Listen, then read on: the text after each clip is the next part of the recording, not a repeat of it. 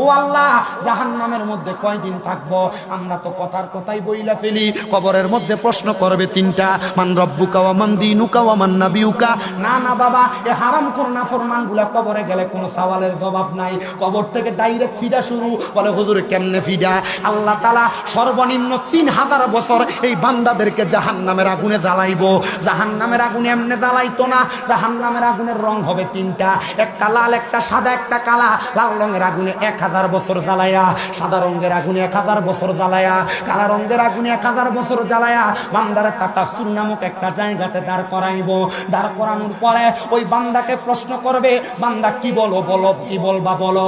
ওরে বন্ধু, আপনি কোন অন্যায় করলে কেউ যদি মাত্র 3টা বেতের বাড়ি দিয়ে আপনি আপনার অন্যায়ের কথা স্বীকার করবেন, তখন তো বান্দা মাফ চাওয়ার কথা, আল্লাহ আমারে মাফ করে দাও। বান্দা তখন মাফ চাইবে না, বান্দা 3বার বলবে পানি পানি পানি। এই মুয়ে মুয়ে 3বার শব্দটা ব্যবহার কইরা বান্দার জবান দিয়া যখন বের করবে, ওই বান্দাটা তখন এই চিৎকারের সাথে পানির কথা বলবে। আমার নবী যখন এই কথা বলে, নবীজির মসজিদে নববীর মধ্যে আমার নবীজির 70 মতান্তরে 72 জন আহলে সুফফার সদস্যরা বসে আছেন। আমার নবীজি এই কথা বলতেছেন, সাহাবায়ে কেরাম চোখের পানিগুলা ছেড়ে দিয়ে কান্দে, ইয়া রাসূলুল্লাহ এমন কঠিন মুহূর্তে কি ওই ব্যক্তিকে পানি দেওয়া হবে না? আমার নবী কয় হ্যাঁ পানি দেওয়া হবে।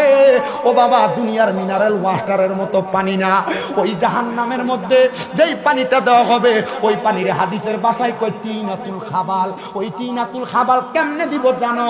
একটা গরম লোহার পাত্রকে, একটা মগেরে লোহার আগুনের কয়লা যেমন লাল প্রজ্বলিত থাকে, একটা লোহার পাত্রে এমন প্রজ্বলিত কইরা অন্যান্য জাহান্নামীদের রক্ত আর পুজে বোতলের মধ্যে, এই পানির পাত্রের মধ্যে করে বান্দাকে দেওয়া হবে। নবীজি তারা কি এই পানিটা পান করবে? বলে হ্যাঁ পান করবে। নবী গো, তারা কেমনে পান করবে? রক্তপুষ তো মানুষ খাইতে পারে না, মানুষ এই রক্তপুষগুলা কেমনে মুখের মধ্যে দিবে? বলে হ্যাঁ, যখন নাকের মধ্যে তৈরা তারা রক্তপুষগুলা তাদের মুখের মধ্যে ঢাইলা দিবে, তাদের জিহ্বাটা গইলা, পেটের নাড়ি বুড়ি গুড়া গইলা তাদের বাথরুমের পায়খানা রাস্তা দিয়ে বের হয়ে যাবে। ও মুসলমান, নামাজ ছাইরা দাও তোমার বিষয়, রোজা ছাইরা দাও তোমার বিষয়, ইবাদত ছাইরা দাও তোমার বিষয়, হারাম খাও তোমার বিষয়। কবরে গেলে যদি এই শাস্তিগুলা মরণ থেকে ভোগ করতে পারো তোমার ব্যাপার। তুমি দুনিয়াতে 5টা পাপে কাজ করো, আমার কোনো অসুবিধা নাই, গুনার কাজ করো অসুবিধা নাই, তবে মরার পরে শাস্তিগুলা সামান্যভাবে হইলেও উপভোগ করা লাগবে। এবার সাহাবায়ে কেরাম এই কথা শুই না 40 জন সাহাবায়ে কেরাম বেহুশ হয়ে পড়ে রইছে।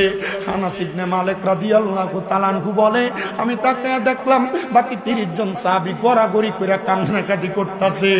আমি দিগাইলাম, নবী ও মায়ার নবী গো,